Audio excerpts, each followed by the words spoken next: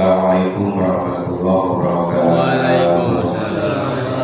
Alhamdulillahirabbil alamin wa bihi nasta'inu 'ala umuri dunya wassalatu wassalamu 'ala asyrofil anbiya'i wal mursalin sayyidina wa maulana Muhammadin wa 'ala alihi wa sahbihi ajma'in. Amma ba'd. Qala rabbi shrah li sadri wa yassir li amri wa hlul 'uqdatam min lisani yafqahu qawli. Wa subhanaka la ilma lana illa ma 'allamtana innaka antal 'alimul hakim. Sadaqallahu al-azim wa sadaqa rasulul karim wa nahnu 'ala dzalika minasyahidin wa syakirin walhamdulillahi rabbil alamin.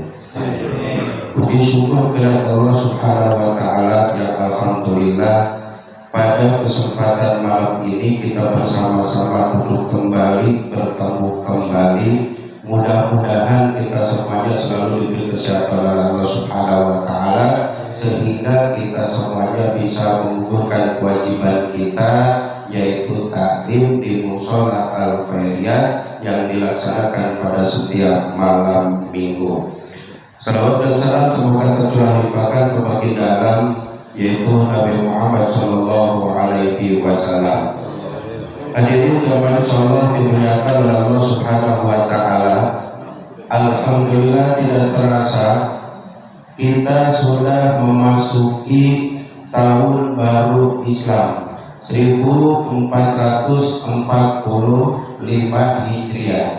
Ini artinya ketika kita sudah mencapai pada tahun baru, berarti Allah masih memberikan kesempatan kita ke depannya untuk lebih baik lagi beribadah kepada Allah Subhanahu wa taala. Tinggal kita introspeksi diri. Tahun yang lalu telah kita tinggalkan selama 1 tahun. Lebih banyak dipakai ibadah atau lebih banyak dipakai maksiat kepada Allah. Andai kata tahun yang lalu kita lebih banyak bermaksiat dibandingkan ibadahnya kepada Allah, alangkah baiknya pada tahun ini kita masih diberi kesempatan oleh Allah, kita perbaiki kualitas ibadah kita kepada Allah Subhanahu wa taala. Bersyukur kepada Allah, tiap malam minggu kita masih bisa duduk di majelis ilmu. Tujuannya apa? Tujuannya satu, yaitu agar ibadah kita benar. Yang kedua, tujuannya agar tambah-tambah keilmuan kita kepada Allah. Tentu kalau tambah-tambah keilmuan kita dengan cara kita mendengarkan duduk di majelis-majelis ilmu, tentu keimanan kita pun akan semakin bertambah kepada Allah. Sebab saya yakin ketika kita hidup di dunia, tentunya kita ingin yang namanya hidup kebahagiaan. Baik hidup bahagia di dunia, terlebih nanti hidup bahagia di akhirat. Dunia yang sedang kita rasakan ya seperti ini, hirup pikuk hidup di dunia seperti ini. Alam akhirat belum kita rasakan itu, karena ketika kita akan mengalami yang namanya alam akhirat, tentu yaitu akan mengalami kematian terlebih dahulu. Oleh karenanya di sini dikatakan di dalam hadis arba'un man utiyahuna faqad utiya khairat dunya wal akhirah. Ada 4 orang, ada 4 golongan manusia, mudah-mudahan kita termasuk, lihat, akan diberikan oleh Allah kebaikan, baik kebaikan di dunia dan kebaikan di akhirat. Siapa saja yang pertama? Yang pertama yaitu orang yang lisanun dzakirun, orang yang selama hidupnya lisannya selalu dipakai berzikir kepada Allah Subhanahu wa taala. Artinya apa? Ketika lisan kita selalu dipakai berzikir kepada Allah, tentu kemungkinan besar kita akan terhindar daripada perbuatan maksiat. Maksiat lisan apa? Banyak. Salah satunya gibah. Salah satunya lagi ngupat ya, itu salah satu daripada maksiat lidah. Andai kata ketika lidah kita banyak berzikir, banyak manfaatnya terhadap diri kita. Zikir itu modelnya banyak ya, zikir itu modelnya banyak. Ketika kita nganggur baca banyak subhanallah. Ketika tidak ada kegiatan kita banyakin Allahu Akbar, la ilaha illallah. Sebab semakin kita banyak berzikir kepada Allah, ala inna bidzikrillahi tatma'innul qulub. Ketika kita banyak berzikir, ini akan membuat hati kita lemas, akan membuat hati kita lembut. Tentu ketika hati kita lembut, lemas, akan menerima nasihat-nasihat ataupun ajaran agama.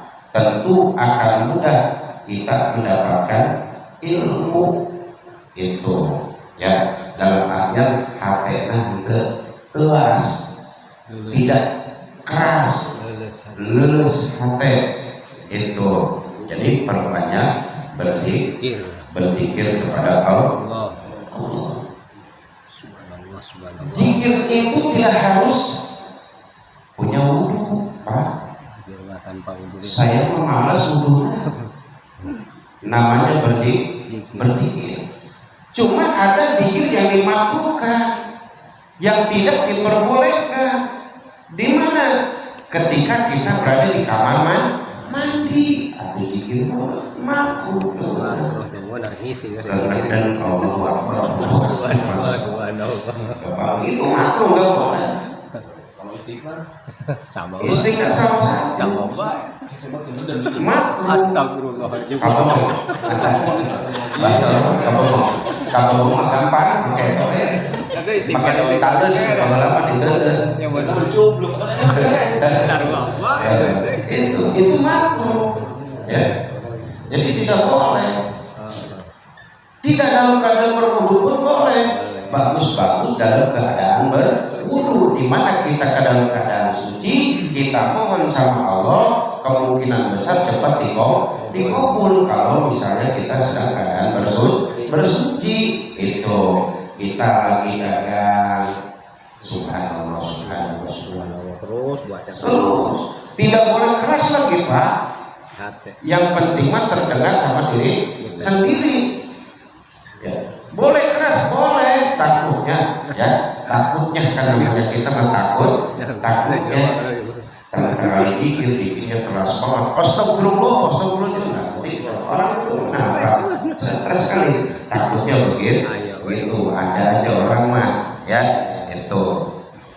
Jadi tidak harus dalam keadaan bersuci. Nah, dengan kepastian kalau seandainya zikir ketika sholat, habis sholat tentu kita dalam keadaan suci itu.